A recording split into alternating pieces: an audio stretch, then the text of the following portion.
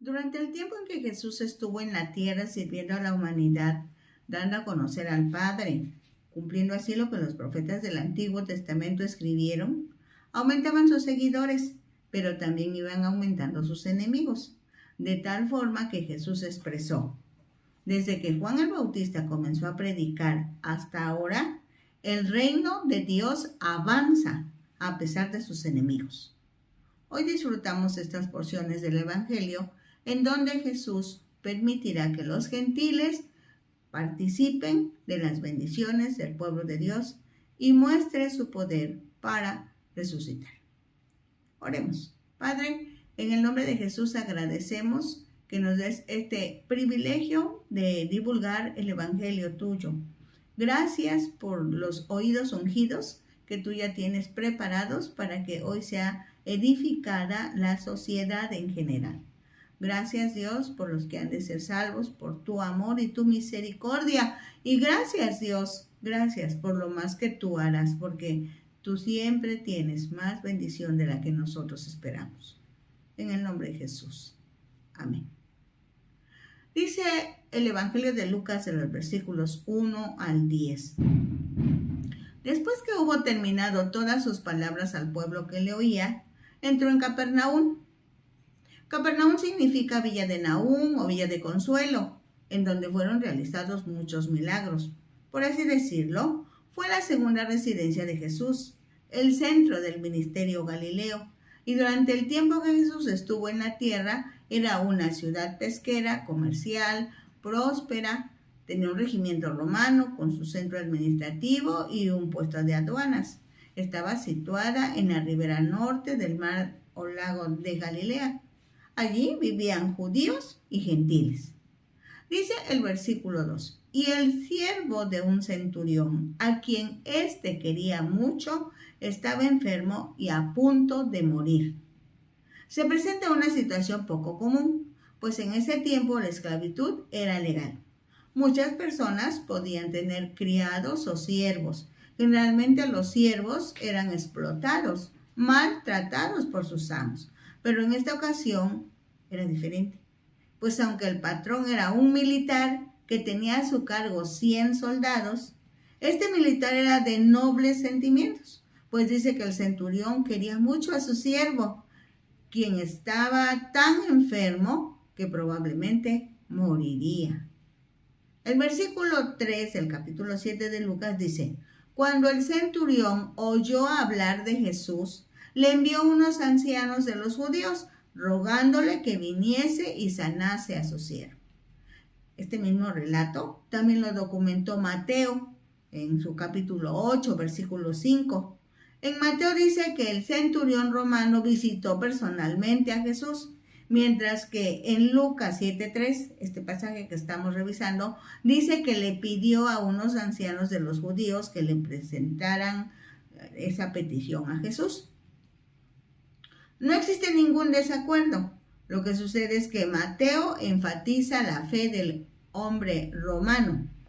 Lucas escribe a los gentiles, por ello destaca las buenas relaciones entre los ancianos judíos y el centurión romano.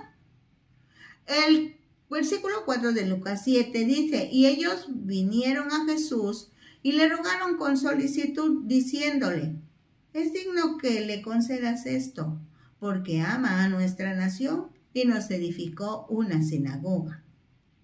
Muchos militares eran prosélitos. Prosélito es un no judío o gentil que abrazaba la fe de los judíos y después de cubrir ciertos requisitos era considerado como miembro de la comunidad judía. Este centurión romano aceptaba que los judíos tenían un mensaje de Dios para toda la humanidad, así que cuando se le presentó la necesidad, él sabía a quién y a dónde acudir.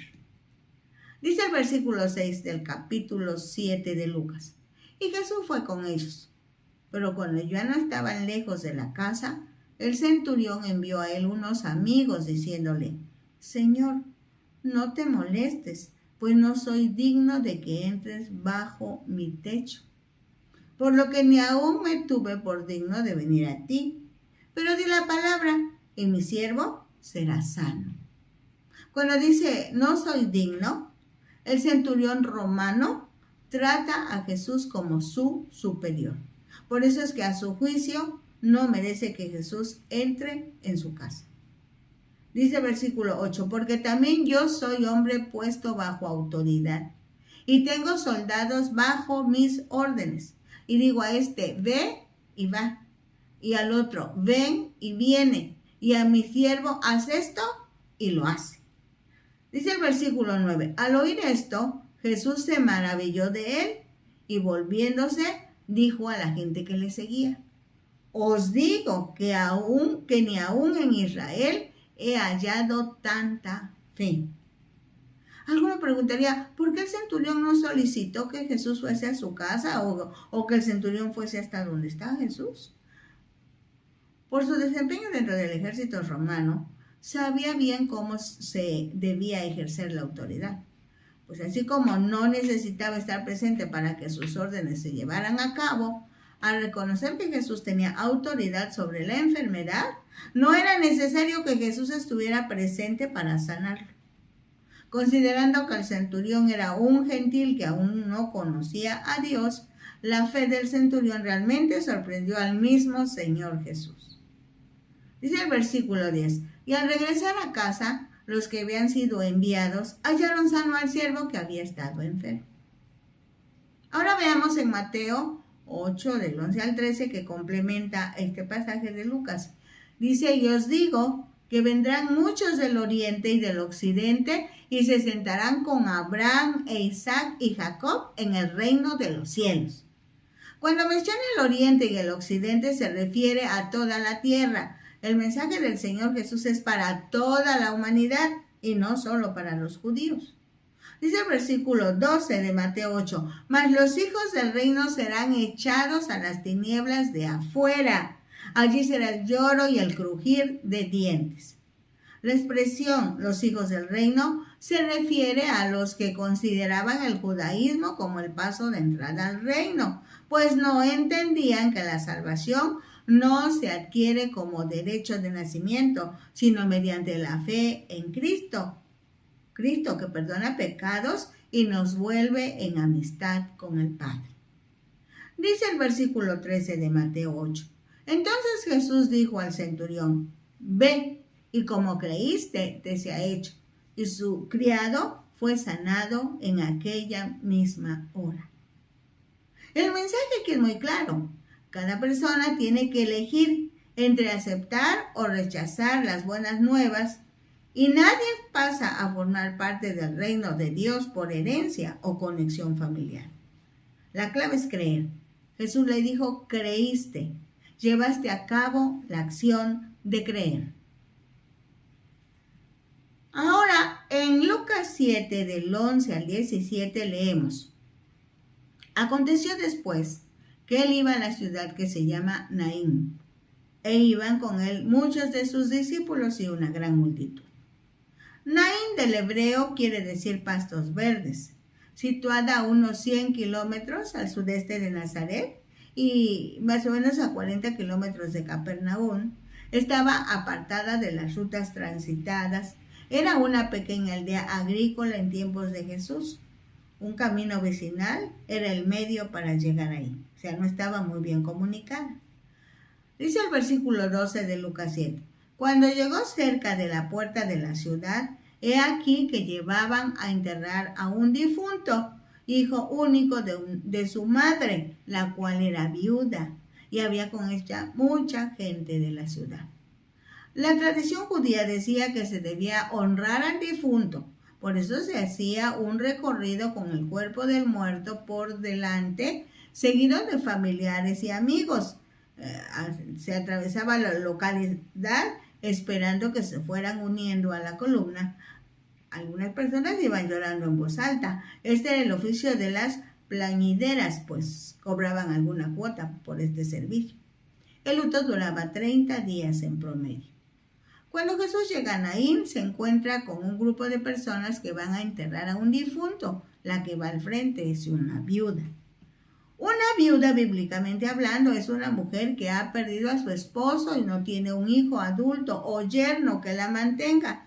Tampoco tiene un cuñado que se una a ella, según la costumbre registrada en Deuteronomio 25, 5 y 6, que dice, cuando hermanos habitaren juntos y muriere alguno de ellos y no tuviere hijo, la mujer del muerto no se casará fuera con hombre extraño. Su cuñado se llegará a ella y la tomará por su mujer y hará con ella parentesco. Y el primogénito que ella diere a luz sucederá en el nombre de su hermano muerto, para que el nombre de éste no sea borrado de Israel.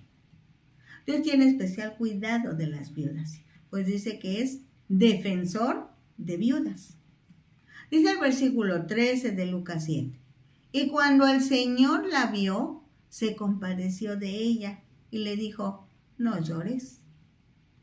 Lucas muestra muchas veces el lado humano de Jesús. Jesús, el hombre, se compadeció, sintió su dolor, su sentimiento de soledad, desprotección, y enseguida cambió la circunstancia de esta mujer. El versículo 14 de Lucas 7 dice, y acercándose, tocó el féretro. Y los que lo llevaban se detuvieron y dijo, joven, a ti te digo, levántate. En el Antiguo Testamento, en Números 19:11, dice, el que toque el cadáver de una persona será inmundo 7 días. Jesús se expuso al tocar el féretro. Esta fue la primera vez que Jesús resucitó a un muerto. En la versión juanina del Evangelio, Jesús expresó, yo soy la vida. Yo he venido para que tengan vida, hablando de una nueva relación con Dios. Dice el versículo 15 del capítulo 7 de Lucas. Entonces se incorporó el que había muerto y comenzó a hablar y lo dio a su madre. ¡Qué manera de defender a esta viuda! Devolviéndole a su hijo un maravilloso destello de gracia divina. Solamente Lucas registra este acontecimiento que podemos resumir en 3 pasos. Jesús llegó a Naín durante el cortejo fúnebre del hijo de una viuda. Jesús se compadeció de la viuda y le dijo, no llores. Jesús tocó al hijo muerto y le dijo, levántate. Este pasaje hace hincapié en que todos los seres humanos somos importantes para Él y que nunca se olvidará de la obra de sus manos. Mostrará su compasión ante las circunstancias difíciles, desoladoras que las personas puedan atravesar, pero que tratándose de Jesús, tiene todo el poder y la autoridad para proteger, ayudar a cada persona. Dice el versículo 16 del capítulo 7 de Lucas, y todos tuvieron miedo y glorificaban a Dios diciendo, un gran profeta se ha levantado entre nosotros y Dios ha visitado a su pueblo. En el Antiguo Testamento los profetas proclamaron con decisión el mensaje de Dios y en ocasiones resucitaron muertos, por ejemplo Elías y Eliseo en 1 de Reyes 17 y 2 de Reyes 4, 18 al 37. La gente no se equivocó al llamar profeta a Jesús, solo que Jesús es más que un profeta, Jesús es Dios. Dice el versículo 17 de Lucas 7, y se extendió la fama por toda Judea y por toda la región de alrededor.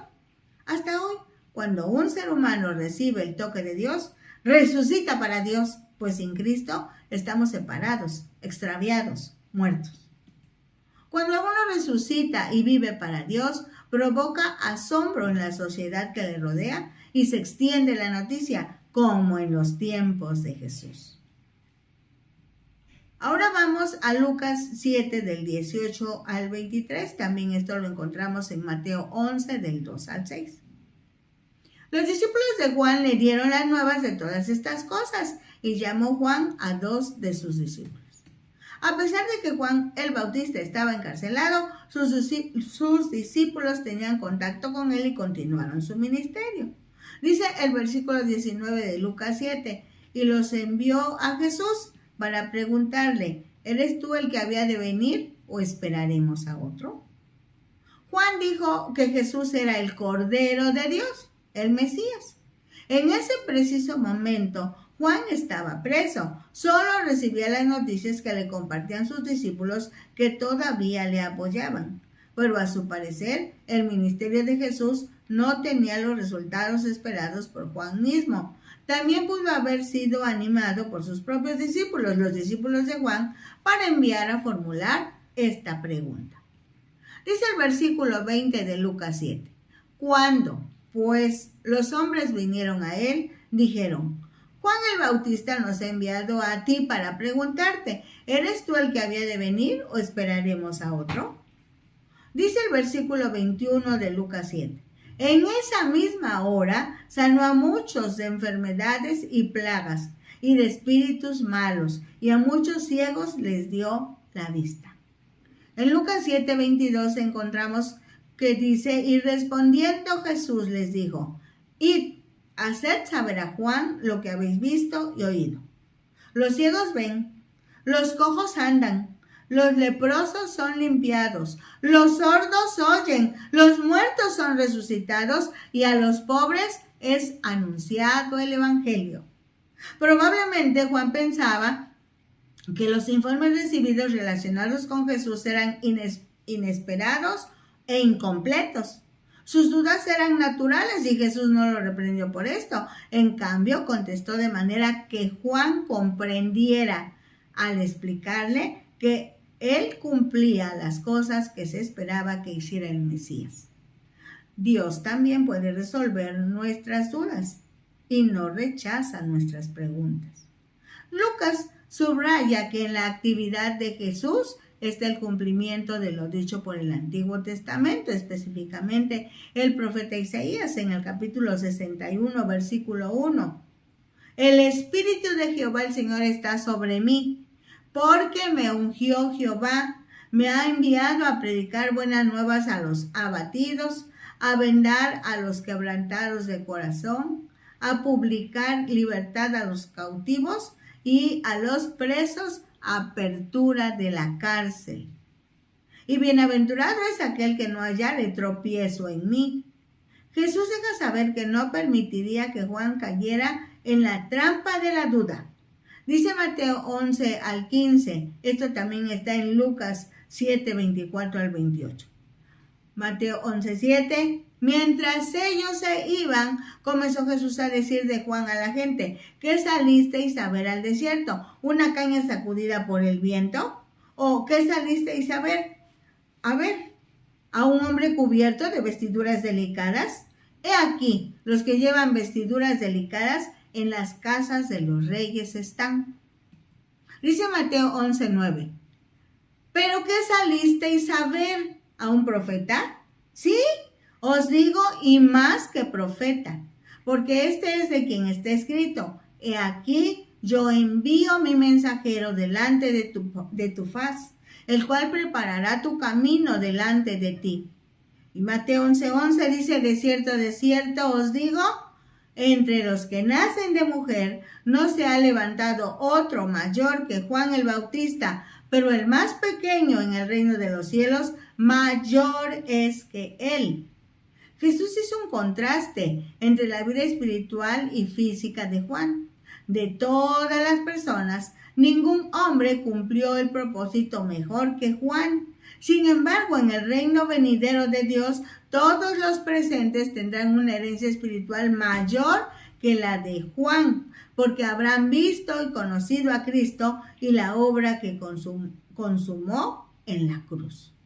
Dice Mateo 11:12, desde los días de Juan el Bautista hasta ahora, el reino de los cielos sufre violencia y los violentos lo arrebatan. Esto es un acto siempre realizado a la fuerza, distinto de uno voluntario.